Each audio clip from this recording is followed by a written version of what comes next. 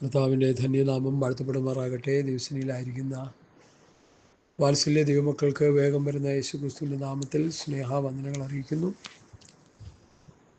നമ്മൾ കടന്നു പോകുന്ന ഈ കാലഘട്ടം കർത്താവിൻ്റെ വരവിനോടടുത്ത ഒരു കാലഘട്ടമാണെന്ന് നമുക്ക് ദൈവവചനത്തിലൂടെ പഠിച്ചെടുക്കാൻ കഴിയുന്നു.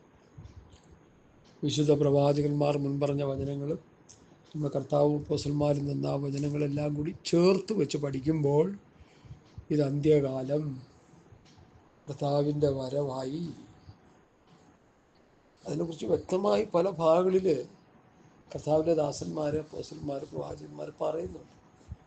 പ്രധാനമായിട്ടും നമ്മൾ എൻ്റെ ഹൃദയത്തിലേക്ക് വരുന്ന പെട്ടെന്നുള്ള ചിന്ത 2 തിമോഥെയോസിൻ്റെ ലേഖനം 3-ാം അധ്യായമാണ്. അന്ത്യകാലത്തെക്കുറിച്ച് പറഞ്ഞിരിക്കുന്നു.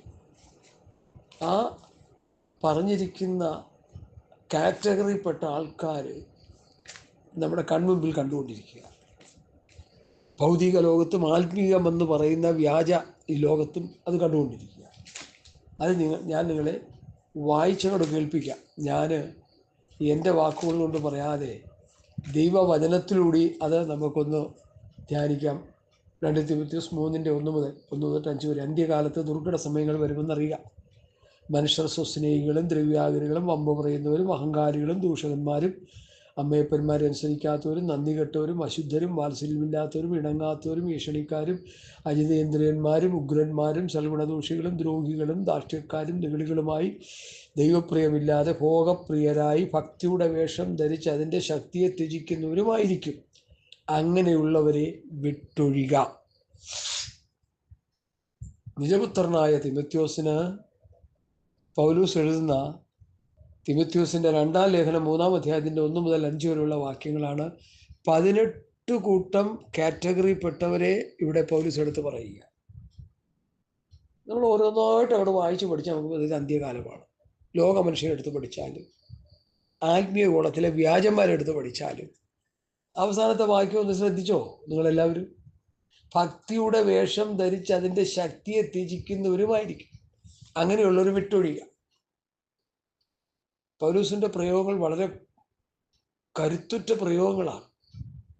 ഞങ്ങളോട് പ്രാപിച്ച പ്രമാണം വിട്ട് ക്രമം കെട്ട് നടക്കുന്ന ഏത് സഹോദരനോട് അകന്നുകൊള്ളണം. അത് പാസ്റ്റർ സഹോദരനായിരിക്കാം, സെക്രട്ടറി സഹോദരനായിരിക്കാം, ഖജാൻജി ആയിരിക്കാം, പ്രസിഡന്റ് ആയിരിക്കാം, കൗൺസിൽ മെമ്പറായിരിക്കാം, നമ്മുടെ സഹോദരനായിരിക്കാം, രക്തബന്ധത്തിൽപ്പെട്ടവരായിരിക്കാം. ഞങ്ങളോട് പ്രാപിച്ച പ്രമാണം വിട്ട് ക്രമം കെട്ട് നടക്കുന്ന ഏത് സഹോദരനോടും അകന്നുകൊള്ളണം. ഞങ്ങൾ ആദിമ അപ്പോസ്തലന്മാർ, ദൈവസഭയുടെ ശുശ്രൂഷാവൃന്ദങ്ങൾ, ഞാൻ കഴിഞ്ഞ 2-3 ദിവസം മുമ്പ് പറഞ്ഞതുപോലെ ദൈവ വചനത്തിൻ്റെ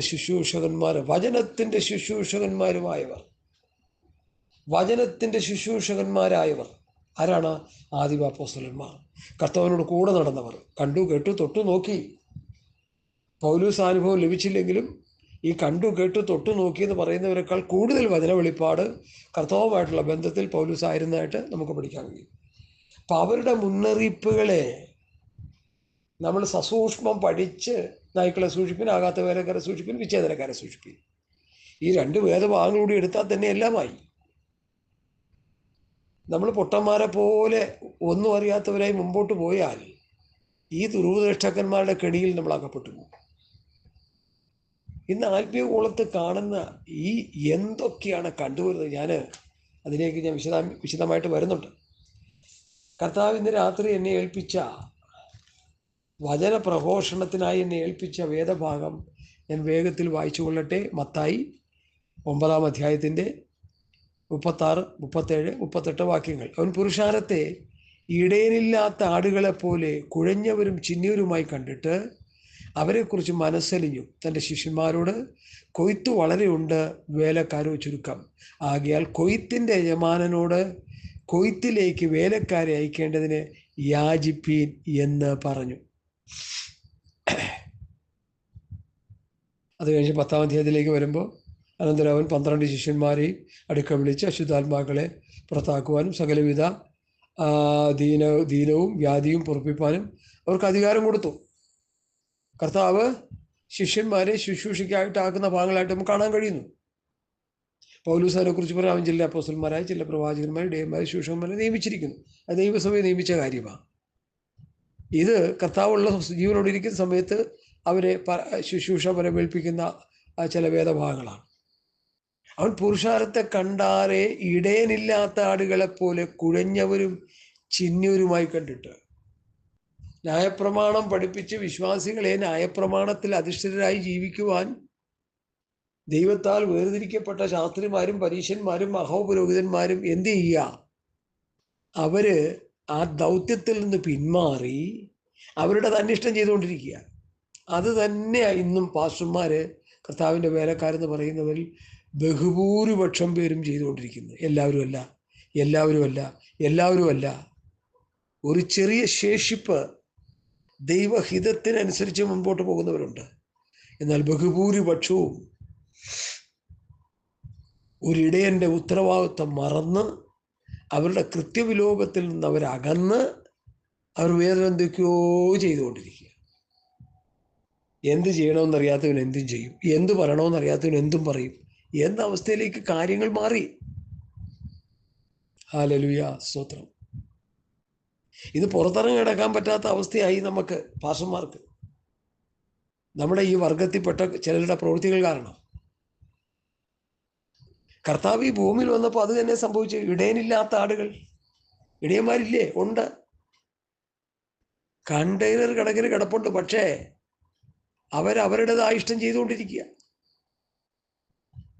ദൈവസഭയിൽ ശുശ്രൂഷകന്മാരെ ആക്കി വെച്ചേക്കുന്നത് ഏത് മനുഷ്യനെയും ക്രിസ്തു തികഞ്ഞവനാക്കി നിർത്തേണ്ടതിനാണ്. ഏത് മനുഷ്യനെയും ക്രിസ്തു തികഞ്ഞവനായി നിർത്തേണ്ടതിന് ഏത് മനുഷ്യനെ പ്രബോധിപ്പിക്കുകയും ഏത് മനുഷ്യനെയും സകല ജ്ഞാനത്തോടു കൂടി ഉപദേശിക്കുകയും ചെയ്യും. ഏതൊരു വ്യക്തിയെയും ക്രിസ്തുവിൻ്റെ സമൃദ്ധിയായ പ്രായത്തിൻ്റെ അളവിലേക്ക് ഉപദേശം കൊണ്ട് അവരെ വളർത്തിയെടുക്കാനാണ് ശുശ്രൂഷകന്മാരെ ആക്കി വെച്ചിരിക്കുന്നത്. എൻ്റെ ഹൃദയത്തിൽ അതിയായ വേദനയുണ്ടായ 1-2 കാര്യങ്ങൾ ഞാൻ കർത്താവിൻ്റെ വിലപ്പെട്ട കുഞ്ഞുങ്ങളോട് ഞാൻ പറഞ്ഞിട്ട് ഈ വിഷയത്തിലേക്ക് ഞാൻ മുമ്പോട്ട് വരാം.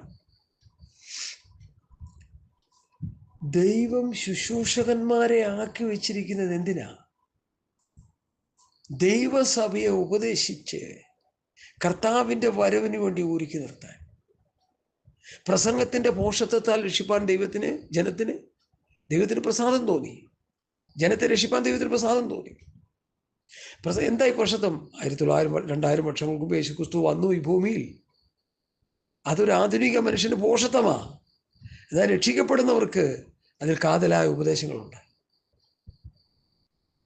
ക്രൂശിന്റെ വചനം നശിച്ചു പോകുന്നവർക്ക് പോഷത്വം, രക്ഷിക്കപ്പെടുന്ന നമുക്ക് ദൈവശക്തിയാണ്. ഒരു ശുശ്രൂഷകൻ ആത്മാവിൽ നിറഞ്ഞ ആത്മനിയോഗത്താൽ ദൈവവചനം പറയുമ്പോഴാണ് അത് കേട്ട് ജനം വിടുവിക്കപ്പെടേണ്ടത്. ദൈവമക്കൾ ക്ഷമിക്കണേ, ചില പേരുകൾ പറയാൻ പോവുക. പ്രിയ KP ഓന്നാൻ സാറ്, ഞാൻ അദ്ദേഹം മരിച്ചു പോയതുകൊണ്ട് അദ്ദേഹത്തിൻ്റെ ശുശ്രൂഷയെക്കുറിച്ച് തന്നെ അത് പറയാൻ താല്പര്യപ്പെടുന്നില്ല. Uncle bun, PG Varghese uncle 8 പോക്കറ്റുമായിട്ട് നടക്കുക കാശ് നിറയ്ക്കാൻ. എൻ്റെ പൊന്നങ്കിളെ, നിങ്ങൾക്ക് ലജ്ജയില്ലേ? എൻ്റെ ചോദ്യം ശ്രദ്ധിക്കണം. കർത്താവിൻ്റെ ശിഷ്യന്മാർ ഇങ്ങനെ ആയിരുന്നുവോ അവർ സുവിശേഷം പറഞ്ഞത്? ഈ ദ്രവ്യാഗ്രഹത്തിൻ്റെ അവസ്ഥയിലാണോ അവർ ജനത്തോട് ഇടപെട്ടത്? 8 പോക്കറ്റുണ്ട്, 8 പോക്കറ്റിലേക്കും നിങ്ങൾ പൈസ ഇട്ടോ, ഞാനത് സ്വീകരിച്ചോളൂ. എന്തിനാ പുള്ളി കാശ് കൊടുക്കണേ?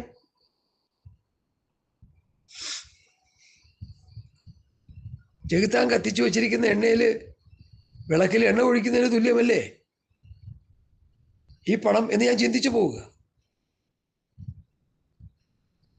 പൗലോസ്, പത്രോസ്, യോഹന്നാൻ, യാക്കോബ്, യൂദ ആദ്യമായവർ ദൈവവചനം പ്രസംഗിച്ചത് എങ്ങനെ? ഇങ്ങനെയുള്ള കാര്യങ്ങളാണ് അവർ പറഞ്ഞത്, വ്യർത്ഥ കാര്യങ്ങൾ. വേറൊരുത്തം പറയുക, ഒരു 10 കുടുംബത്തെ വിദേശത്തേക്ക് കയറ്റി വിട്ടിയാൽ എൻ്റെ കാര്യം ഓക്കെയായി. ഇതാണോ പൗലോസും പത്രോസും പറഞ്ഞത്? സ്തോത്രം, സ്തോത്രം, സ്തോത്രം.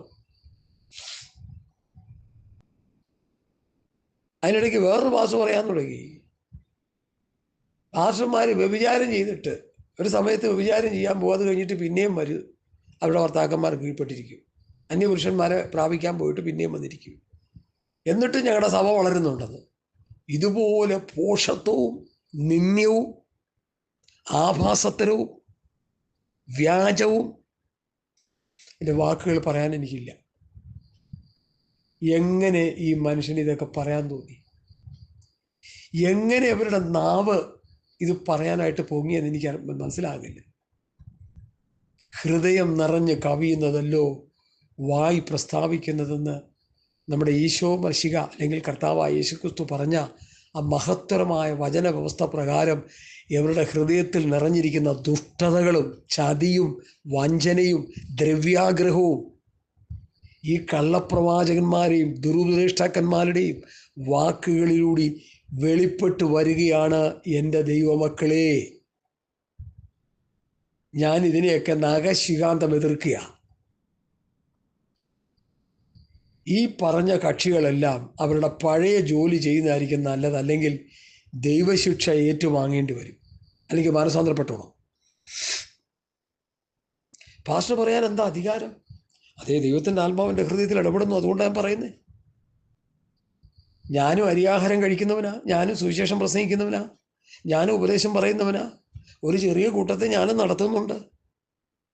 ഈ വക കൊള്ളരുതായ്മകളും ചെറ്റത്തരങ്ങളും പറഞ്ഞല്ല ഞങ്ങൾ നടത്തുന്നത്. എബ്രായ ലേഖനത്തിൽ പൗലോസ് പറയുന്നത്, നിങ്ങളെ വചനം പ്രസംഗിച്ച് നടത്തിയവരെ ഓർത്തുകൊള്ളുവീൻ. വാ തുറന്നാ പറയുന്നത് മുഴുവൻ അറുപോഷത്വം, വിഡിതം, പമ്പര വിഡിതം. അതിന് ഓശാന പാടാനായിട്ട് എൻ്റെ ഭാഷയല്ല, ഞാൻ ചില പാഷന്മാരുടെ ഭാഷയും കടമെടുക്കുക. ചില മൊണ്ണവിശ്വാസികൾ, പ്രാർത്ഥിക്കാത്തവരും വചനം ധ്യാനിക്കാത്തവരും പ്രമാണമനുസരിച്ച് ജീവിക്കാത്തവരുമായ കുറേ സഹോദരീ സഹോദരന്മാരും. നിങ്ങളുടെ മേൽ ദൈവത്തിൻ്റെ കരം ഭാരമായി വരാതിരിക്കാൻ ഞങ്ങൾ പ്രാർത്ഥിക്കുക, അല്ല വേറൊന്നും പറയാനില്ല. ഈ പാസ്റ്റർമാരെന്ന് വിളിക്കുന്നത് പാപമായിട്ടാണ് എനിക്കിരിക്കുന്നത്. വഷളന്മാരെന്ന് വിളിച്ചാൽ അത് തെറ്റില്ല, കാരണം വഷളത്വം പ്രവർത്തിക്കുന്നവരാണല്ലോ ഇവര്.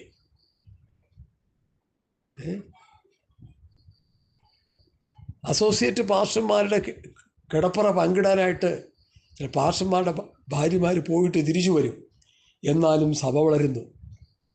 ഒന്ന് രണ്ട് കാര്യം അതിനോടനുബന്ധിച്ച് എനിക്ക് പറയാനുണ്ട്. വേദന ഉള്ളതുകൊണ്ട് ഞാൻ പറയാം കേട്ടോ, പ്രതികാരത്തിൻ്റെ വാക്കുകളാണെന്ന് ചിന്തിക്കരുത്. സ്വത്രം. ഈ സഭയെന്ന് പറഞ്ഞാൽ എന്താ? അതാദ്യം പഠിക്കണം. എന്താ സഭ? എൻ്റെ പൊന്നെ, ഈ ദുരുപദേഷ്ടക്കന്മാരും ദ്രവ്യാഗ്രഹങ്ങളും പറയുന്നതല്ല സഭ. ഇത് ഇവർ തട്ടിക്കൂട്ടി ഉണ്ടാക്കി വെച്ചിരിക്കുന്ന ഒരു കൂട്ടം ജനവ. ഇത് സഭയൊന്നുമല്ല. സഭ വേദപുസ്തകത്തിലൂടെ പഠിക്കുമ്പോൾ സഭ ക്രിസ്തുവിന്റെ ശരീരം, സഭ നിർമ്മല കന്യക, ഹല്ലേലൂയ, അല്ലെങ്കിൽ മണവാട്ടി. 3, സഭ നിങ്ങൾ ദൈവത്തിൻ്റെ മന്ദിരമെന്നും ദൈവത്തിൻ്റെ ആത്മാവ് നിങ്ങൾ വസിക്കുന്നു നിങ്ങൾ അറിയുന്നില്ലയോ? ദൈവത്തിൻ്റെ മന്ദിരം, ദൈവം വസിക്കുന്ന മന്ദിരം. മണവാളനായ ക്രിസ്തു വേളിയടിക്കാൻ വരുന്ന നിർമ്മല കന്യക യേശു ക്രിസ്തുവിൻ്റെ ശരീരത്തിൻ്റെ ഒരു പാർട്ടാണ്. തല ക്രിസ്തുവും ശരീരമാം അവയവങ്ങൾ ആണ് സഭ. ഈ തിരിച്ചറിവില്ലാത്ത ശുശ്രൂഷകന്മാരെ വേദപുസ്തകം തറയെ വെച്ചിട്ട് നിങ്ങൾ നിങ്ങളുടെ പഴയ ജോലിക്ക് പോകൂ സഹോദരങ്ങളെ. സ്നേഹത്തോടെ ഞാൻ പറയുക, സഭ ക്രിസ്തുവിന്റെ ശരീരമാണെങ്കിൽ തലയിൽ നിന്നുള്ള ഉപദേശം സ്വീകരിച്ച് ശരീരമാം സഭയുടെ അവയവങ്ങളാകുന്ന വിശ്വാസികൾ വചനത്തിലൂടെ ഉപദേശത്തിലൂടെ വളർച്ച പ്രാപിച്ച് ക്രിസ്തുവിന്റെ സമ്പൂർണ്ണതയായ പ്രായത്തിന്റെ അളവിലേക്ക് നടത്തപ്പെടുന്ന അനുഭവമാണ് ശരീരവും തലയും ശരീരവും എന്നുള്ള നിലയിൽ പഠിക്കുമ്പോൾ നമുക്ക് കാണാൻ കഴിയും. ഇനി കന്യക, ഞാൻ ക്രിസ്തുവിന്റെ ഏകപുരുഷനെ നിർമ്മല എണ്ണീപ്പിപ്പാൻ നിങ്ങളെ വാനിശ്ചയം ചെയ്തിരിക്കുന്നു. അപ്പൊ നിർമ്മല കന്യക സഭ. മണവാളൻ വരുമ്പോൾ മണവാട്ടിയാകേണ്ട നിർമ്മല കന്യക വിശുദ്ധമായി ജീവിച്ച് ആ മണവാളന്റെ ഇഷ്ടം ചെയ്ത് ആ മണവാളനെ പ്രസാദിപ്പിച്ച് ആ മണവാളന്റെ വരവിന് വേണ്ടി ആറ്റുനോറ്റ് കാത്തിരിക്കുന്ന ഒരു കൂട്ടം വിശുദ്ധന്മാരുടെ സംഘമാണ് സഭ. അല്ല വഷളന്മാരുടെ കൂട്ടമല്ല. എന്നോട് പൊറുക്കണം, ഞാൻ ഇച്ചിരി സീരിയസ് ആയിട്ട് പറഞ്ഞു പോവുക. എൻ്റെ ഹൃദയത്തിൽ നോവ് വന്നതുകൊണ്ട്, എൻ്റെ ഹൃദയം ചൂട് പിടിച്ചിരിക്കുന്നതുകൊണ്ടാണ് ഞാൻ ഈ പറയുന്നത്. ഈ കഴിഞ്ഞ ഒരു മാസം കൊണ്ട് കണ്ടുകൊണ്ടിരിക്കുന്ന, കേട്ടുകൊണ്ടിരിക്കുന്ന ചില പ്രവൃത്തികൾ, മൂക്കി പല്ലി കളിക്കാൻ പ്രായമായ ചില പാസ്റ്റർമാർ കരിയെല്ലാം വാരി തലയെ തേച്ച് ഞങ്ങൾ ചെറുപ്പക്കാരാണെന്ന് പറഞ്ഞ് ചെത്തി മിനിങ്ങി നിന്നിട്ട് പറഞ്ഞു വിടുന്ന ഈ വഷളത്വങ്ങൾ കണ്ടു കഴിയുമ്പോൾ എൻ്റെ ഹൃദയത്തിൽ ചൂട് പിടിക്കുക. സഹോദരങ്ങളെ, നിങ്ങൾ എന്നോട് പൊറുക്കണം, ക്ഷമിക്കണം. യോഗ്യമായി മാന്യമായി ഒരു ജോലി ചെയ്തുകൊണ്ടിരുന്ന ഞാൻ, കർത്താവിൻ്റെ വിളിയുണ്ടായി, ആ വിളി നിമിത്തം ജോലിയെല്ലാം വലിച്ചെറിഞ്ഞ് കർത്താവിൻ്റെ മഹത്വമുള്ള വേലയ്ക്ക് ചുമൽ കൊടുത്ത് മുമ്പോട്ട് പോകുന്ന ഒരു സാധുവായ മനുഷ്യനാണ് ഞാൻ. വചനം പഠിക്കാൻ ഒത്തിരി ആഗ്രഹിച്ചു, പ്രാർത്ഥിച്ചു, ബൈബിൾ കോളേജിലൊക്കെ പോയെങ്കിലും നടന്നില്ല. അവസാനം ദൈവം എൻ്റെ ആഗ്രഹം മാനിച്ച് രക്ഷയ്ക്കായി കാക്ഷിക്കുന്നവനെ ഞാൻ അതിലാക്കുമെന്നുള്ള വചനവസ്ഥ പ്രകാരം ആ രക്ഷയുടെ ഉപദേശങ്ങളും വചനങ്ങളും കർത്താവ് ചില പിതാക്കന്മാരിൽ നിന്ന് എന്നേക്ക് പഠിച്ചെടുക്കുവാൻ കൃപ നൽകി. പെന്തക്കോസ്ത് പ്രസ്ഥാനത്തിൻ്റെ പ്രാരംഭ കാലഘട്ടത്തുണ്ടായിരുന്ന ചില പിതാക്കന്മാർ, അവരിൽ നിന്ന് ഉപദേശം കേട്ട് പഠിച്ചത് കൊണ്ടാണ് ഞാൻ ഇങ്ങനെ പറയുന്നത്. ഹല്ലേലൂയ. സഭ ക്രിസ്തുവിൻ്റെ ശരീരം, സഭ മണവാട്ടി, കന്യക. ഇനി മൂന്നാമത് ഉളപ്പടിച്ച് ചിന്തിച്ചത് എന്താ? സഭ കെട്ടിടം. നിങ്ങൾ ദൈവത്തിൻ്റെ മന്ദിരമെന്ന്, ദൈവത്തിൻ്റെ ആത്മാവ് നിങ്ങൾ വസിക്കുന്നു എന്നറിയും. അപ്പോൾ ദൈവാത്മാവ് വസിക്കുന്ന ഒരു മന്ദിരം, ദൈവാത്മാവ് വസിക്കുന്ന മന്ദിരമാണെങ്കിൽ എന്ത് ചെയ്യണം? മൂലക്കല്ലാകുന്ന യേശുക്രിസ്തുവിനോട് ചേർത്ത് പണിയപ്പെടുന്ന കല്ലുകളായി നമ്മൾ തീരണം. ആ കല്ലുമായിട്ട് ബന്ധപ്പെടണം. പത്രോസിൻ്റെ 2-ാം പ്രസംഗത്തിൽ അതുണ്ട്. മറ്റൊരുത്തലും രക്ഷയില്ലാതെ നാം രക്ഷിക്കപ്പെടുവാൻ ആകാശത്തിന് ഭൂമിയുടെ നൽകപ്പെട്ട വേറൊരു നാമമില്ല എന്ന് പറഞ്ഞ് പ്രവൃത്തി പുസ്തകം 3-ാം അധ്യായത്തിൽ ആ ഭാഗങ്ങൾ പ്രസംഗിക്കുന്നതായിട്ട് നമുക്ക് കാണാൻ കഴിയും. ഞാനത് വേണമെങ്കിൽ നിങ്ങളെ ഒന്ന് വായിച്ചു കേൾപ്പിക്കാം. ഹല്ലേലൂയ. പ്രവൃത്തി പുസ്തകം 4-ാം അധ്യായം. Hallelujah, hallelujah, hallelujah. ഒരു മിനിറ്റ്, ഞാൻ ആ വേദഭാഗം ഒന്നെടുത്തോട്ടെ.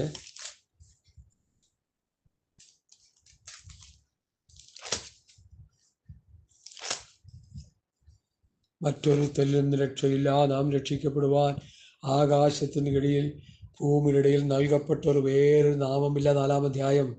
നിങ്ങൾ ക്രൂശിച്ചവനും ദൈവം മനുഷ്യരിൽ നിന്ന് ഒഴിപ്പിച്ചവനുമായ നസറേയനായ യേശുക്രിസ്തുവിൻ്റെ നാമത്തിൽ തന്നെ ഇവൻ സൗഖ്യമുള്ളവനായി നിങ്ങളുടെ മുൻപിൽ നിൽക്കുന്നു എന്ന് നിങ്ങൾ ഇസ്രായേൽ ഗൃഹമൊക്കെയും അറിഞ്ഞുകൊള്ളുവീൻ. 3-ാം അധ്യായത്തിൽ സൗഖ്യം പ്രാപിച്ച ആ മനുഷ്യനോട് അനുബന്ധിച്ചാണ് ഈ ഭാഗങ്ങൾ പത്രോസ് പ്രസ്താവിക്കുന്നത്. അടുത്തതാണ് നമ്മുടെ ചിന്താവിഷയം. വീട് പണിയുന്നവരായി നിങ്ങൾ തള്ളിക്കളഞ്ഞിട്ട് കോണിൻ്റെ മൂലക്കല്ലായി തീർന്നവൻ ഇവൻ തന്നെ. മറ്റൊരുത്തലും രക്ഷയില്ല, നാം രക്ഷിക്കപ്പെടുവാൻ ആകാശത്തിന് കീഴിൽ ഭൂമിയിൽ നൽകപ്പെട്ട വേറൊരു നാമവുമില്ല. മൂലക്കല്ലായ യേശുക്രിസ്തുവിനോട് ചേർത്ത് പണിയപ്പെടുന്ന വിശുദ്ധമായ കല്ലുകളാണ് നമ്മൾ. പത്രോസിൻ്റെ 1-ാം ലേഖനം അതിൻ്റെ 2-ാം അധ്യായത്തിൻ്റെ 4 മുതലുള്ള വാക്യങ്ങൾ വായിച്ചു പഠിക്കുമ്പോൾ, യേശുവിൻ്റെ അടുക്കൽ വന്ന് ജീവൻ പ്രാപിച്ച കല്ലായ നമ്മെ മൂലക്കല്ലാകാൻ യേശുക്രിസ്തുവിനോടുകൂടി ആത്മാവ് പണിയുന്നു. പണിത് വരുന്നത് എന്തിനാ? ദൈവാത്മാവ് വസിക്കുന്ന ഒരു കെട്ടിടമായി. അത് എഫെസ്യ ലേഖനം 2-ന്റെ 19, 20, 22 വാക്യങ്ങളാണ്. വിലയേറിയ കല്ലെന്ന് പറയുന്നത് 1 കൊരിന്ത്യർ ലേഖനം 3-ാം അധ്യായത്തിൻ്റെ 10 മുതൽ 15 വരെയുള്ള വാക്യത്തിൽ കിടക്കുന്ന ആ വിഷയം. ദൈവവചനം പഠിക്കുന്ന പ്രിയപ്പെട്ടവർ ഈ വാക്യങ്ങളൊന്ന് കുറിച്ചിട്ടാലും 1 കൊരിന്ത്യർ ലേഖനം 3-ാം അധ്യായത്തിൻ്റെ 10 മുതൽ 15 വരെയും, എഫെസ്യർ 2-ന്റെ 19 മുതൽ 20, 21, 22 വാക്യങ്ങളും, 1 പത്രോസിൻ്റെ ലേഖനം 2-ാം അധ്യായത്തിൻ്റെ 4, 5, 6, 7, 8, 9 വാക്യങ്ങളും ചേർത്ത് പഠിച്ചു നോക്കുക. സഭ പണി അവിടെ കിടക്കുക. സഭയുടെ പണി അവിടെ കിടക്കുന്നേ. ഇന്നത്തെ മഹാന്മാർ പറയുന്ന പോലെയുള്ള പണികളൊന്നും അല്ലാതെ ഇവർ തട്ടിക്കൂട്ടി സഭയുണ്ടാക്കി. ഈ ജഡീകന്മാർ അവരുടെ ഇംഗിതങ്ങൾക്ക് വേണ്ടി, അവരുടെ ആഗ്രഹങ്ങൾ സബലീകരിക്കാൻ, ആ വിശ്വാസിനികളെ ഉപയോഗിക്കാൻ, അവരുടെ പൈസ ഉപയോഗിച്ച്, അവരുടെ ശരീരം ഉപയോഗിച്ച് അവരെ നശിപ്പിച്ച് അവരെ നരകക്കുഴിയിലേക്ക്, ഇവരും അവരുടെ സംഘങ്ങളും നരകത്തിലേക്ക് പോകാൻ വേണ്ടി കച്ചകെട്ടി ഇറക്കിയിരിക്കുന്ന ഒരു കൂട്ടരാണ് എന്ന് പറയുന്നതിൽ എനിക്കൊരു മടിയുമില്ല. സുവിശേഷം വിറ്റ് തിന്നുന്ന ദ്രവ്യാഗ്രഹികൾ. ജഡമോഹികൾ, മോഹം ഗർഭം ധരിച്ച് പാപത്തെ പ്രസവിച്ച് പാപം കൊടുത്തിട്ട് മരണത്തെ പിറന്നു എന്ന് പറഞ്ഞ കൂട്ടരെവരാണ്? ഇവര് ഉണ്ടാക്കി വെച്ചിരിക്കുന്ന വിശ്വാസികളല്ല സഭ. ഇത് ക്രിസ്തുവിന്റെ പടയാളികളാണ്. ഇത് ക്രിസ്തുവിന്റെ ശരീരമാം സഭയല്ല, മണവാട്ടിയായ സഭയല്ല. ഹല്ലേലൂയ. കെട്ടിടമായ സഭയല്ല. പൗലോസിന്റെ ഈ 3 പഠിപ്പിക്കൽ, ശ്രദ്ധേയമായ ലേഖനങ്ങളിലെ പഠിപ്പിക്കൽ, ഇതാണ് നമ്മൾ തിരിച്ചും മറിച്ചും പ്രസംഗിക്കേണ്ടത്. ഞാൻ പറയുന്നത് ശരിയാകാം, തെറ്റാകാം, നിങ്ങൾക്ക് അത് ബോധ്യമാകും. ഈ 3 വിഷയങ്ങൾ തിരിച്ചും മറിച്ചും പ്രസംഗിച്ചുകൊണ്ടിരുന്നാൽ തന്നെ വിശ്വാസികൾ വളരും. എന്തോ സഭ ക്രിസ്തുവിന്റെ ശരീരമാണ്. ശരീരമായ വ്യക്തികൾ തലയോട് ചേർന്നിരുന്ന് തലയിൽ ഉപദേശം കേട്ട് അനുസരിച്ച് ജീവിക്കണമെന്ന് പ്രസംഗിക്കുകയും മണവാട്ടിയെ ചേർക്കാൻ, നിർമ്മല കന്യയെ ചേർക്കാൻ മണവാളൻ വരുന്നു, അതുകൊണ്ട് ഒരുങ്ങിയിരിക്കണമെന്ന് ആ വിഷയത്തോടനുബന്ധിച്ച് പ്രസംഗിച്ചും, നിങ്ങൾ ദൈവത്തിൻ്റെ മന്ദിരത്തിൽ ദൈവത്തിൻ്റെ ആത്മാവ് നിങ്ങൾ വസിക്കുന്നു നിങ്ങൾ അറിയുന്നില്ലയോ എന്ന വിഷയം പ്രസംഗിച്ച് നിങ്ങൾ ദൈവാത്മാവ് വസിക്കുന്ന ഒരു മന്ദിരമാക്കി ദൈവം നിങ്ങളെ തീർത്തുകൊണ്ടിരിക്കുകയാണെന്നുള്ള ഈ 3 സബ്ജക്റ്റുകൾ മാറി മാറി പ്രസംഗിച്ചാൽ തന്നെ വിശ്വാസികൾ ആത്മീയമായി വളർച്ച പ്രാപിച്ചു. ഇത് സംഭവിക്കുന്നില്ല. അതിന് പകരം 6 പോഷത്വങ്ങളാണ് വിളിച്ചു പറയുന്നത്. ലക്ഷക്കണക്കിന് കോടിക്കണക്കിന് രൂപ ഫണ്ട് റൈസ് ചെയ്ത് വലിയ വലിയ മെഗാ മീറ്റിംഗ് നടത്തിയിട്ട് വിഡ്ഢിത്തങ്ങൾ പറയുക, പോഷത്വങ്ങൾ പറയുക. ഹല്ലേലൂയ. ഹീനമായ വർത്തമാനം പറയുക. ഒരു പൊളിറ്റിക് ലീഡർ പോലും ഇത്ര തരം താഴത്തില്ലെന്നാ ഞാൻ മനസ്സിലാക്കുന്നത്. ഹല്ലേലൂയ, സ്തോത്രം. എനിക്ക് വലിയ സങ്കടം തോന്നി, എനിക്ക് കരയണമെന്ന് തോന്നിപ്പോയി. ഞാൻ കരയാറുണ്ട് പലപ്പോഴും. പുരുഷാരത്തെ ഇടയനില്ലാത്ത ആടുകളെ പോലെ കുഴഞ്ഞവരും ചിന്നിയവരുമായി പെന്തക്കോ സമൂഹം ഏത് ഡിനോമിനേഷൻ ആയിക്കൊള്ളട്ടെ കുഴഞ്ഞു കിടക്കുക, ചിന്നി ചെതറി കിടക്കുക, ഒരു ഗുണമില്ലാതെ കിടക്കുക. എന്താ കാര്യം? ഇടയന്മാരുടെ ഉത്തരവാദിത്വത്തിൽ നിന്ന് അവർ പിന്മാറി, അവർ ലോകത്തിലേക്ക് ഇറങ്ങി. അവർ വ്യഭിചാരം ചെയ്യാനും പണമുണ്ടാക്കാനും അവരുടെ സാമ്രാജ്യം കെട്ടിപ്പോക്കാനുമായിട്ട് അവർ ശ്രമം നടത്തിക്കൊണ്ടിരിക്കുക. എൻ്റെ ഈ ശബ്ദം കേൾക്കുന്ന ആരെങ്കിലും ഈ കള്ളപ്രവാചകന്മാരെയും ദുരുപദേഷ്ടക്കന്മാരുടെയും പിടിയിൽ അമർന്നിരിക്കുന്നെങ്കിൽ നിങ്ങൾ രക്ഷപ്പെട്ടുകൊള്ളുക. കോരഹിൻ്റെ പിതാക്കന്മാരുടെ ദൈവം പറഞ്ഞു, നിങ്ങളുടെ പിതാക്കന്മാരുടെ അടുക്കൽ നിങ്ങളത് മാറി രക്ഷപ്പെട്ടുകൊള്ളാൻ പറഞ്ഞു. എന്താ കാര്യം? അവരുടെ അകൃത്യം, അവരുടെ മത്സരവും, അവരുടെ ജീവിതമില്ലാത്ത അവരുടെ തകർച്ച, അവരുടെ ആത്മീയ തകർച്ച കണ്ടുകൊണ്ട് ദൈവം പറഞ്ഞു, നിങ്ങൾ അവരുടെ ഇടയ്ക്ക് നിന്ന് മാറിക്കൊള്ളാൻ പറഞ്ഞു. മാറിക്കഴിഞ്ഞപ്പോൾ ഭൂമി വായ് വളർന്ന് കോരപുത്രന്മാരുടെ പിതാക്കന്മാരെ വിഴുങ്ങിക്കളഞ്ഞു, ദൈവത്തോട് പാപം ചെയ്തുകൊണ്ട്. അവരോടിപ്പോയി പാടിയ പാട്ടാണ് സൈന്യങ്ങളുടെ യഹോവേ തിരുനിവാസം എത്ര മനോഹരം. എൻ്റെ ഉള്ളം യഹോവയുടെ ആലയങ്ങളെ വാഞ്ചിച്ചു മോഹിച്ചു പോകുന്നു. മോചിക്കുന്നതല്ല, മോഹിച്ചു പോകും. നിന്റെ ആലയത്തെക്കുറിച്ചുള്ള എരിവെന്നെ തിന്നുകളയുന്നു. ദൈവത്തിന്റെ ആലയത്തെക്കുറിച്ചുള്ള എരിവ് കോരഹപുത്രന്മാർക്ക് അത് സന്തോഷമായിരുന്നു. ഇന്ന് കർത്താവ് പറഞ്ഞതുപോലെ എൻ്റെ ആലയം പ്രാർത്ഥനാലയം എന്ന് വിളിക്കപ്പെടും. നിങ്ങൾ ഇതിനെ കള്ളന്മാരുടെ ഗുഹയാക്കി മാറ്റി സംഘടനാ നേതാക്കന്മാരെല്ലാം കൂടി ചേർന്ന് ആ അവസ്ഥയിലാക്കി വെച്ചിരിക്കുക. ഞാൻ പ്രാർത്ഥിക്കുന്നു ഇങ്ങനെ, പിതാവേ, ഇവർ ചെയ്യുന്നത് എന്തെന്നറിയാൽ ഇവരോട് ക്ഷമിക്കണമേ.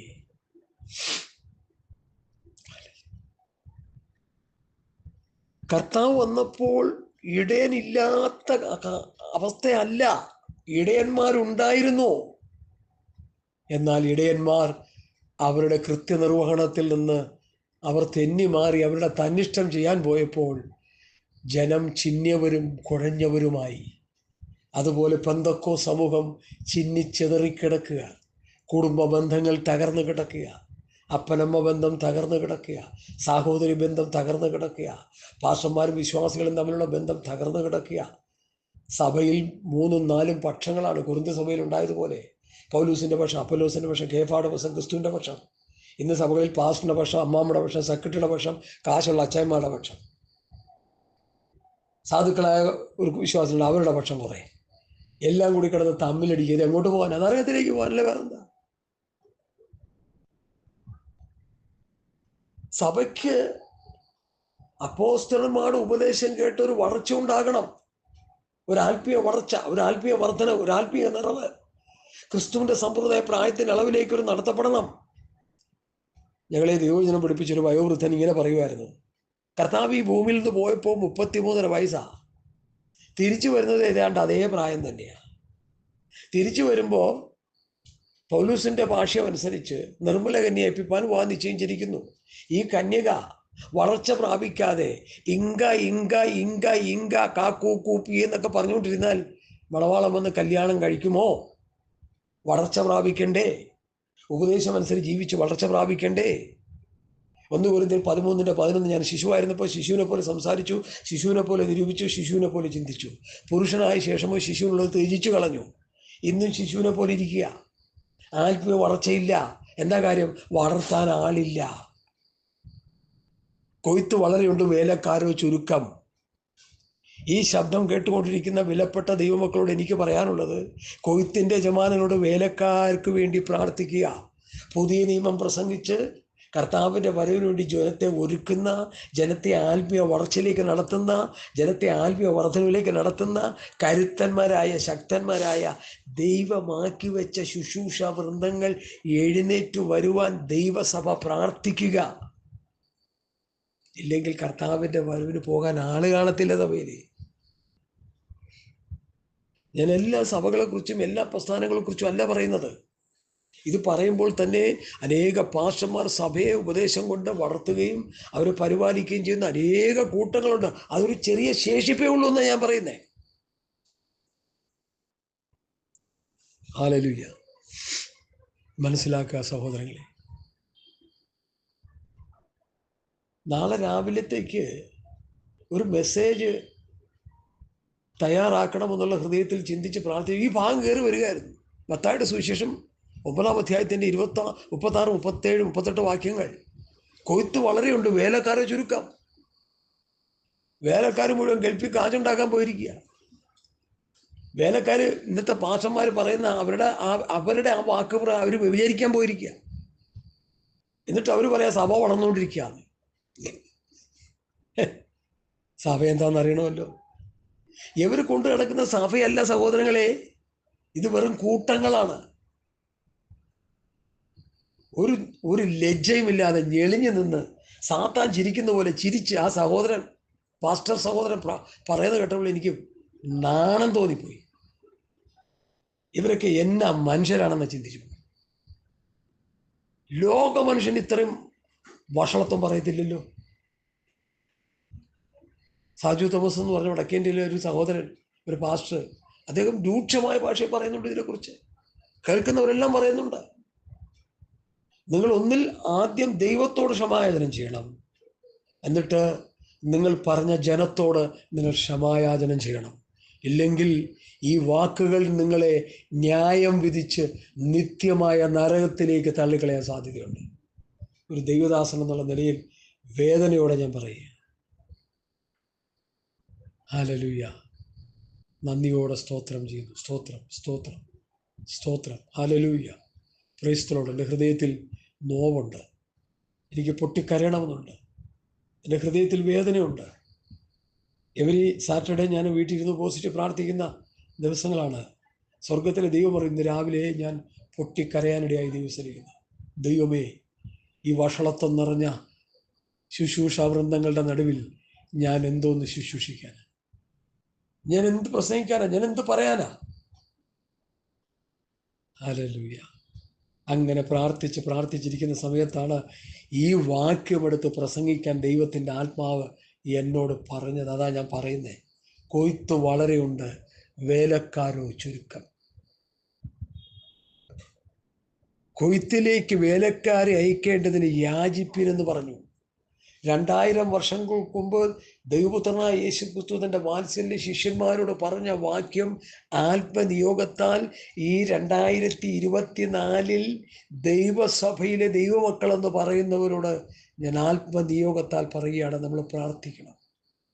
കരുത്തന്മാരായ, ശക്തന്മാരായ, ദൈവവചനത്തിന്റെ വിശുദ്ധിയിലും നിർമ്മലതയിലും നിന്നുകൊണ്ട് പത്യവചനം പത്യോപദേശം പ്രസംഗിച്ച് സഭകളെ നടത്തുവാൻ ദൈവം ശുശ്രൂഷകന്മാരെ എഴുന്നേൽപ്പിക്കാൻ നമുക്ക് ഒരുമിച്ച് കൈകോർത്ത് പിടിച്ച് പ്രാർത്ഥിക്കാം. കൈകോർക്കാനായിട്ട് നമ്മൾ അവിടെ ഇവിടെ കിടക്കുക. പല രാജ്യങ്ങളിലും പല ദേശങ്ങളിലും മനസ്സൊരുമിച്ച് പ്രാർത്ഥിക്കാം. ഹല്ലേലൂയ. ദൈവത്തോട് നിലവിളിക്കാം, ദൈവത്തോട് കരയാം. അല്ലെങ്കിൽ ദുഷ്ടനായ സാത്താൻ ഈ വഷളന്മാരിലൂടെ ജനത്തെ നിത്യമായ നരകത്തിലേക്ക് തള്ളിക്കളയാനിടയായിത്തീരും. ദൈവത്തിന്റെ ആത്മാവ് പ്രവർത്തിക്കുന്നത് വ്യക്തികളിലൂടെയാണ്, സാത്താന്റെ ആത്മാവ് പ്രവർത്തിക്കുന്നത് വ്യക്തികളിലൂടെയാണ്. ഹല്ലേലൂയ. യാതൊരു സംശയമില്ല കാര്യത്തില്. ഞാനത് നന്നായിട്ട് മനസ്സിലാക്കിയ ആളായോണ്ടാ പറയുന്നത്. വെളിപ്പാട് പ്രവൃത്തി പുസ്തകം 8-ാം അധ്യായത്തിൽ അതിന്റെ 9-ാം വാക്യം മുതൽ, എന്നാൽ ശീമോൻ എന്ന് പേരുള്ള ഒരു പുരുഷൻ ആ പട്ടണത്തിൽ ആവിചാരം ചെയ്ത് താൻ മഹാനെന്ന് പറഞ്ഞ് ശമരിയ ജാതിയെ ഭ്രമിപ്പിച്ചു പോന്നു. അതാ ഇപ്പോഴും നടന്നുകൊണ്ടിരിക്കുന്നേ. ഇവൻ മഹതി എന്ന ദൈവശക്തി ആകുന്നു എന്ന് പറഞ്ഞ് ആബാലവൃദ്ധം എല്ലാവരും അവനെ ശ്രദ്ധിച്ചു വന്നു. ഇവൻ ആഭിചാരം കൊണ്ട് ഏറിയ കാലം അവരെ ഭ്രമിപ്പിക്കിയാൽ അത്രേ അവർ അവരെ ശ്രദ്ധിച്ചത്. എന്നാൽ ദൈവരാജ്യത്തെയും യേശുക്രിസ്തുവിൻ്റെ നാമത്തെയും കുറിച്ചുള്ള സുവിശേഷം അറിയിക്കുന്ന ഫിലിപ്പോസിനെ അവർ വിശ്വസിച്ചപ്പോൾ പുരുഷന്മാരും സ്ത്രീകളും സ്ഥാനമേറ്റ്, ശീമോനും താൻ വിശ്വസിച്ച് സ്നാനമേറ്റ് അവരോട് ചേർന്നു. ഇവന്റെ ചെപ്പട വിദ്യ ആരുടെ മുമ്പിൽ വിലപ്പോയില്ല. ദൈവരാജ്യത്തെക്കുറിച്ചും യേശുക്രിസ്തുവിൻ്റെ നാമത്തെക്കുറിച്ചുള്ള സുവിശേഷം അറിയിക്കുന്ന ഫിലിപ്പോസിന്റെ വചന പ്രഘോഷണത്തിന്റെ മുൻപിൽ ഇവന്റെ വേലകൾ, ഇവന്റെ ഈ സർക്കസ് അല്ലെങ്കിൽ ഇവന്റെ ഈ ആഭിചാര പ്രവൃത്തി വിലപ്പോയില്ല. ശീമോൻ ഫിലിപ്പോസ് പറയുന്ന വചനത്തിലേക്ക് ജനം ശ്രദ്ധ കേന്ദ്രീകരിച്ചു. ഒപ്പം ശീമോനും വരാനിടയായി. പിന്നീടുള്ള സംഭവങ്ങളെ കുറിച്ചൊന്നും ഞാൻ പറയുന്നില്ല. ഒത്തിരി വിഷയങ്ങളുണ്ട്, അത് പറയാൻ മുമ്പിൽ സമയമില്ല. അപ്പൊ നിർമ്മലമായ സുവിശേഷ സത്യം നമ്മൾ പ്രസംഗിക്കപ്പെടുമ്പോൾ ജനം അതിലേക്ക് കടന്നു വരും. അങ്ങനെ സുവിശേഷം പ്രസംഗിക്കാൻ കരുത്തന്മാരായ ശക്തന്മാരായ ദൈവവൃത്യന്മാർ എഴുന്നേറ്റ് വരാൻ, കൊയ്ത്തിന്റെ വേലക്കാർ എഴുന്നേറ്റ് വരാൻ ഈ മെസ്സേജ് കേൾക്കുന്ന ഇന്നു മുതൽ ദൈവസഭ, ദൈവജനം പ്രാർത്ഥിച്ചു തുടങ്ങട്ടെ. ഒരു വലിയ റിവൈവലിലേക്ക്, ഒരു വലിയ ഉണർവിലേക്ക് നമ്മെ കർത്താവ് മാറ്റാനിടയായി. ഞാൻ എൻ്റെ വാക്കുകൾ ഇവിടെ പരിമിതപ്പെടുത്തുക. സമയം എൻ്റെ മുമ്പിൽ കടന്നുപോയി. ചില മിനിറ്റുകൾ കൂടി മാത്രം. കർത്താവ് വരുമ്പോൾ ഇടയനില്ലാത്ത ആടുകളെപ്പോലെ ചിഹ്നവരായി കുഴഞ്ഞവരായി കിടക്കുക. ഈ കുഴയുക എന്ന് പറഞ്ഞാൽ എന്താ? വയലില് വിത്ത് വിതയ്ക്കാൻ വേണ്ടി ഒരുക്കിയിടുന്ന ഒരു വയലിനെ ഒന്ന് വിഭാവന കാണുക. വിത്ത് വിതയ്ക്കാൻ വേണ്ടി ഒരുക്കിയിടുന്ന വയല് കള പറിച്ച് കളഞ്ഞ് വെള്ളമിറക്കി ചെളിയെല്ലാം ഉടച്ച് കാളയെ വിട്ട് പൂട്ടി ഉഴുതു മറിച്ച് നല്ല ഭംഗിയായിട്ട് പാകപ്പെടുത്തി കിടക്കുന്ന ആ വയലിൽ നമ്മളെപ്പോലെ ഒരുത്തൻ ഇറങ്ങിയാൽ പിന്നെ തിരിച്ചു കയറാൻ പറ്റത്തില്ല. കുഴഞ്ഞു ഒരു കാലം വെക്കുമ്പോൾ മറ്റേ കാലം കുഴഞ്ഞു, ഒരു കാലം അതുപോലെ കിടക്കുന്ന അവസ്ഥ. വിശ്വാസികൾക്ക് രക്ഷപ്പെടാൻ പറ്റുന്നില്ല. സഭയിൽ കിടക്കുന്ന വിശ്വാസികൾ, ദൈവമക്കൾക്ക് രക്ഷപ്പെടാൻ പറ്റുന്നില്ല. കാരണം എന്താ? ഇടയന്മാര് അവർ കാശുണ്ടായിക്കൊണ്ടിരിക്കുക, അവർ വചനം വിറ്റ് തിന്നുക, അവർ സുവിശേഷം വിറ്റ് തിന്ന് കോടീശ്വരന്മാരായി പലരും. പ്രത്യാശാ ഉത്സവത്തില് ഈ ദുർഗരക്ഷകന്മാരെല്ലാം കൂടി അവിടെ വന്ന് കുമിഞ്ഞുകൂടിയിരിക്കുന്നത് ഞാൻ കണ്ടിട്ട് ഞാൻ ഞെട്ടിപ്പോയി. ഈ കള്ളനരി വെച്ചവന്മാരെല്ലാം കൂടി ഇവരെന്ത് ചെയ്യാൻ പോവാ?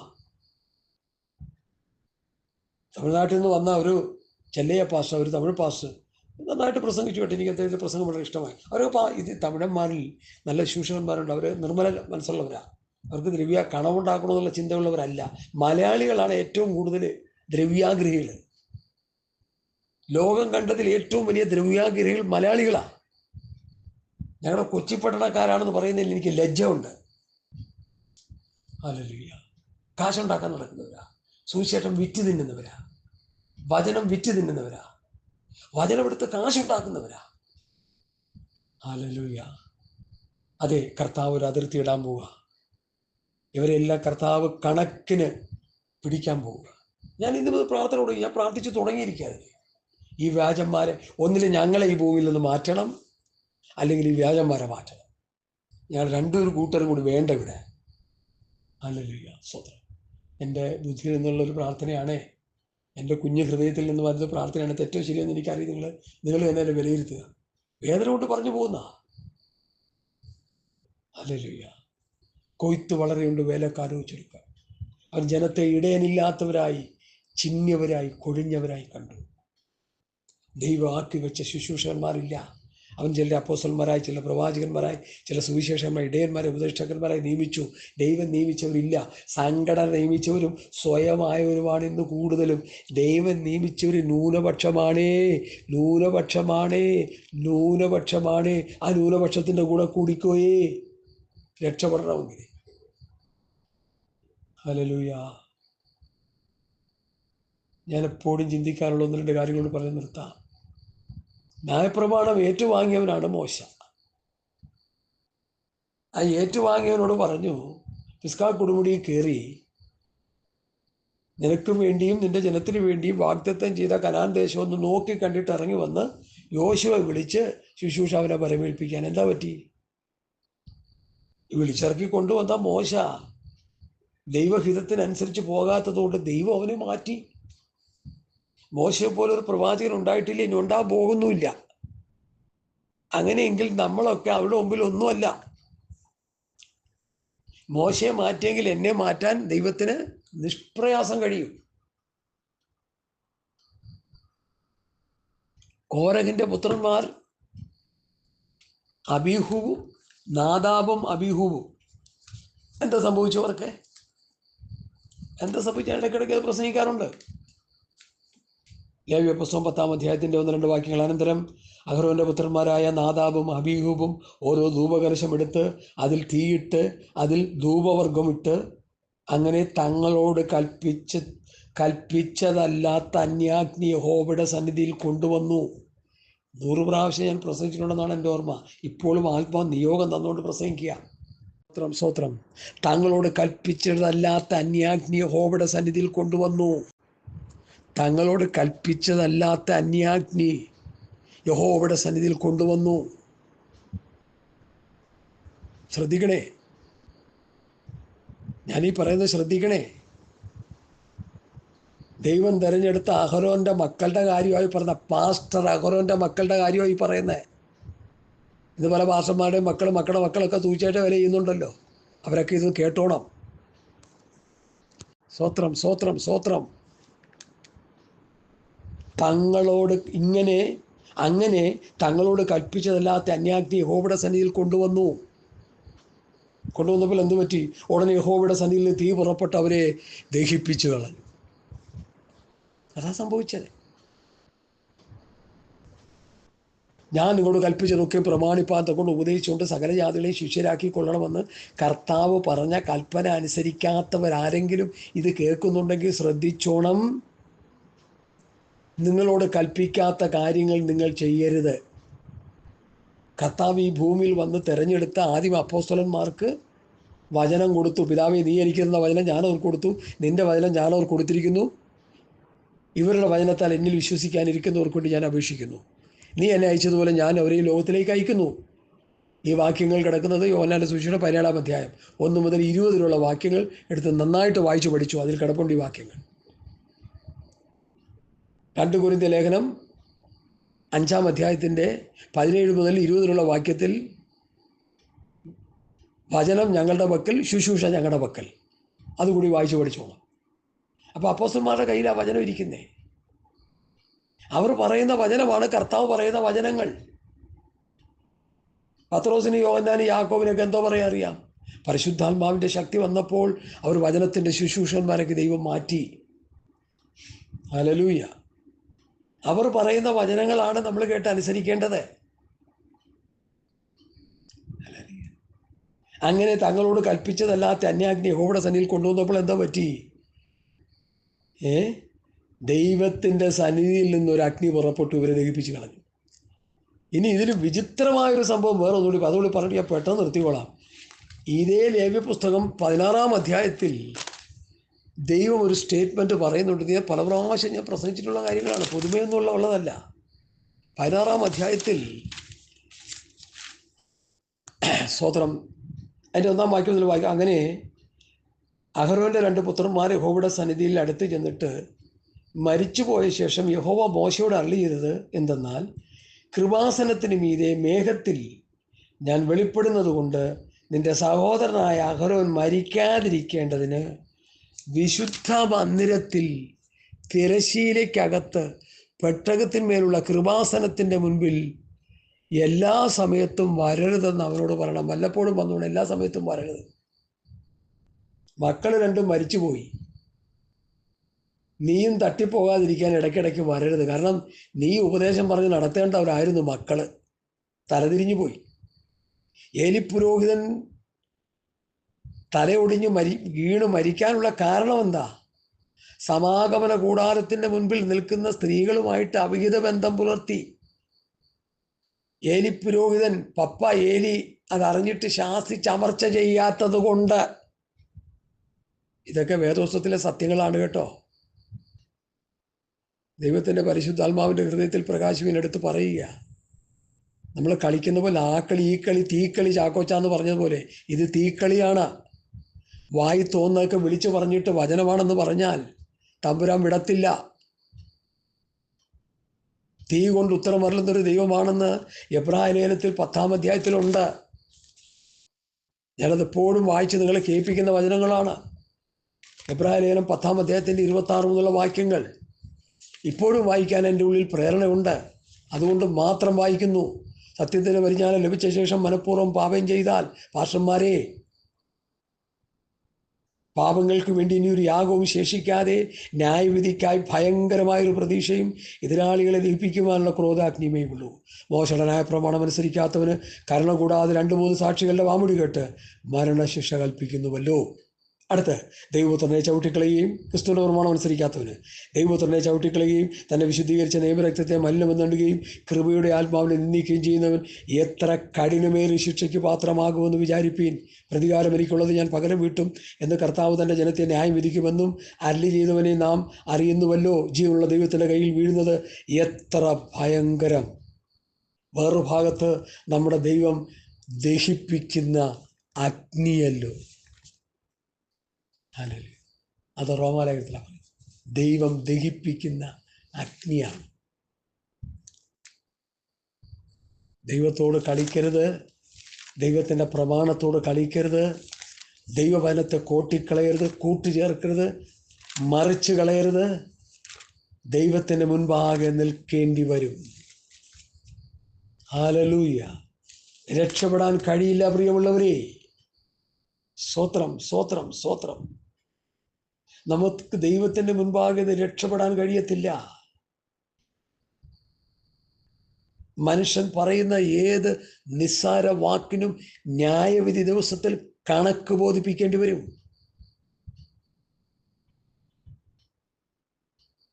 1983 ഒരു പാസ്റ്റർ പ്രസംഗിച്ചത്, പാവം പിടിച്ച വിശ്വാസികൾ കൊണ്ടിട്ട 7 രൂപ 50 പൈസ പിച്ചക്കാശും 2023-24 ലക്ഷക്കണക്കിന് രൂപ 7 മിഷൻ വെച്ച് എണ്ണുമ്പോൾ അത് സ്തോത്ര കാഴ്ചയും. ദൈവം ആ മനുഷ്യനോട് ക്ഷമിക്കട്ടെ. പറയുമ്പോൾ ആളാരാണെന്നൊക്കെ നിങ്ങൾക്ക് മനസ്സിലായി. ഞാനതൊരു സഹോദരനടുത്ത് പറഞ്ഞപ്പോൾ ആ സഹോദരൻ ഇത് ലഘൂകരിച്ച് പറഞ്ഞതിനോട് ഭയങ്കര വിഷമമായിപ്പോയി. അതൊരു നാക്കുപിഴ വന്നു പോയതാ. രാഷ്ട്രീയക്കാരുടെ ഇടയിൽ നാക്കുപിഴ വരുന്ന പോലെ നമ്മുടെ ഇടയിൽ നാക്കുപിഴ വന്നാൽ ദൈവം നാക്ക് പിഴുതുകളയും ആ നാക്കിനെ. അത് പറഞ്ഞതിൻ്റെ അർത്ഥം നരകത്തിൽ തള്ളിക്കളയുമെന്നാ. ദൈവം വന്ന് പിഴാനൊന്നും പോകുന്നില്ല. ആ നാക്കോടുകൂടി നരകത്തിൽ പോയി വീഴേണ്ടി വരും. നാക്കുപിഴ ദൈവസന്നിധിയിലല്ല വരേണ്ടത്. അഹങ്കാരത്തിൻ്റെയും ധാർഷ്ട്യത്തിൻ്റെയും നിഗളത്തിൻ്റെയും വാക്കുകളാണത്. ദൈവദാസന് ചോദിച്ച വാക്കുകളല്ല. അല്ലെങ്കിൽ ആ സ്റ്റേറ്റ്മെൻറ്റ് പറഞ്ഞ് മണിക്കൂറുകൾ കഴിയുന്നതിന് മുമ്പ് ഇങ്ങനെ ഒരു പ്രസ്താവന ഞാൻ അറിയാതെ പറഞ്ഞുപോയി, ദൈവമക്കൾ, ദൈവജനം ക്ഷമിക്കണമെന്ന് ക്ഷമായാചനം ചെയ്യണമായിരുന്നു. അതൊക്കെ ഞങ്ങൾ സോഷ്യൽ മീഡിയയുടെ യൂട്യൂബിലൊക്കെ വന്ന് കേട്ട് കഴിയുമ്പോൾ ഓക്കെ. ഇന്നും അദ്ദേഹം ന്യായീകരിച്ചുകൊണ്ടിരിക്കുക അതിനെ. പോകട്ടെ. അവൻ ജനത്തെ, പുരുഷാരത്തെ ഇടയനില്ലാത്ത ആടുകളായി കണ്ടു.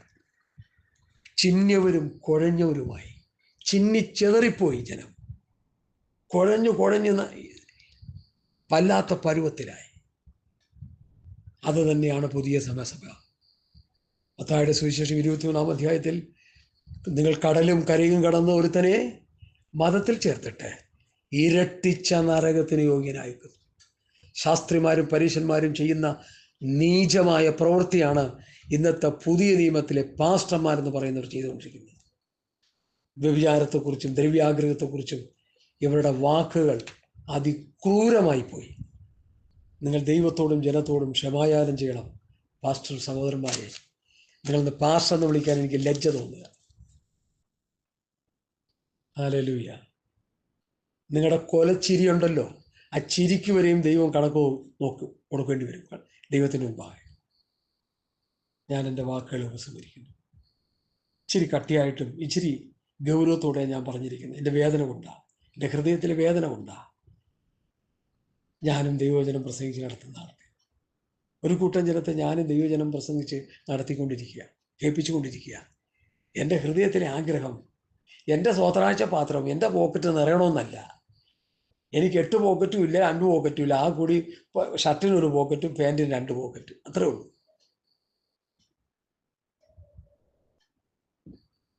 ഇതൊന്നും വിശ്വാസികൾ തരുന്ന കാശിടാനുള്ളതല്ല. എൻ്റെ ടവലും എൻ്റെ പേനയും മൊബൈലും ഒക്കെ ഇടാനുള്ളത്. അല്ല, അങ്കിൾ വൺ പറയുന്ന പോലെ 8 കാശിലും പൊട്ടക്കണക്കിന് വാരിക്കോരി ഇടാനായിട്ടാണ് പുള്ളി പറഞ്ഞത്. ഞങ്ങൾക്ക് അതിനൊന്നുമില്ല. ദൈവം തരുന്ന നന്മകൾ മതി. അത് പരിമിതമാണെങ്കിലും സന്തോഷത്തോടെ ഭക്ഷിച്ച് സ്തോത്രം ചെയ്ത് കിടന്നുറങ്ങിക്കൊണ്ടിരിക്കുക. ഞങ്ങൾക്ക് ഉറക്കത്തിന് ഒരു കുഴപ്പമില്ല. പക്ഷേ ഇന്ന് ഈ കഴിഞ്ഞ ദിവസങ്ങളിൽ 1 മാസമായി കേട്ടുകൊണ്ടിരുന്ന ഈ ഘോരമായ വാക്കുകൾ ഞങ്ങളെ അസ്വസ്ഥപ്പെടുത്തുക, എന്നെ അസ്വസ്ഥപ്പെടുത്തുക, എന്നെ വേദനിപ്പിക്കുക, എന്നെ കരയിപ്പിച്ചുകൊണ്ടിരിക്കുക. ഞാൻ കരയും, ഇനിയും ദൈവസന്നിധിയിൽ കടന്ന് കരയും. ഇതിനൊരന്തം വരുത്താതെ കർത്താവേ സ്തോത്രം, ഞങ്ങൾക്ക് മുമ്പോട്ട് പോകാൻ കഴിയത്തില്ല. ഒന്നുകിൽ അവർ ഈ വ്യാജ സുവിശേഷം ഇവിടെ പറയട്ടെ, അല്ലെങ്കിൽ ഞങ്ങളെയൊക്കെ എന്നെ പോലെയുള്ള പാവം പിടിച്ച കുറേ പേര് കിടപ്പുണ്ട്, ഞങ്ങളെയൊക്കെ അങ്ങ് വിളിച്ചോ. ഏതെങ്കിലും നിലയിൽ ഞങ്ങളൊക്കെ പൊക്കോ, മരിച്ച് എവരിവിടെ കിടന്ന് സൂക്ഷിക്കട്ടെ. സ്തോത്രം. ഞാൻ പറഞ്ഞതിൻ്റെ ഉദ്ദേശശുദ്ധി ദൈവജനത്തിന് മനസ്സിലാകും എന്ന് കരുതുന്നു. അവൻ ജനത്തെ ഇടയിലില്ലാത്തവരായി കണ്ടു, ചിഹ്നവരായി, കുഴഞ്ഞവരായി കണ്ടു. കർത്താവായ യേശുക്രിസ്തുവിൻ്റെ പത്യവചനം ഭക്തിക്കൊത്ത് ഉപദേശം പ്രസംഗിച്ച് കർത്താവിൻ്റെ വരവിന് വേണ്ടി ജനത്തെ ഒരുക്കി ആത്മീയ വളർച്ച, ആത്മീയ വർധനം, ആത്മീയ നിറവിലേക്ക് നടത്തി. കർത്താവിൻ്റെ വരവിൽ പ്രത്യാശയോടെ നോക്കി പാർത്തിരിപ്പാൻ ഈ വചനം കേൾക്കുന്ന ഏവർക്കും, ഗലീലപുരുഷന്മാരെ, നിങ്ങൾ ആകാശത്തേക്ക് നോക്കി നിൽക്കുന്നതെന്ത്? നിങ്ങളെ വിട്ട് സ്വർഗാരോഹണം ചെയ്ത് യേശു പോയതുപോലെ തിരികെ വരും. ആ കർത്താവിൻ്റെ വരവിന് വേണ്ടി പ്രത്യാശയോടെ കാത്തിരിപ്പാൻ വചനങ്ങൾ മുഖാന്തരമായി ഭവിക്കട്ടെ. അല്പം സമയം ദീർഘിച്ചു പോയി. ദൈവമക്കൾ മനഃപൂർവ്വമായി ക്ഷമിക്കണമേ. കർത്താവ് നമ്മളെല്ലാം അനുഗ്രഹിക്കട്ടെ. ആമേൻ, ആമേൻ, ആമേൻ, ആമേൻ, ആമേൻ, ആമേൻ.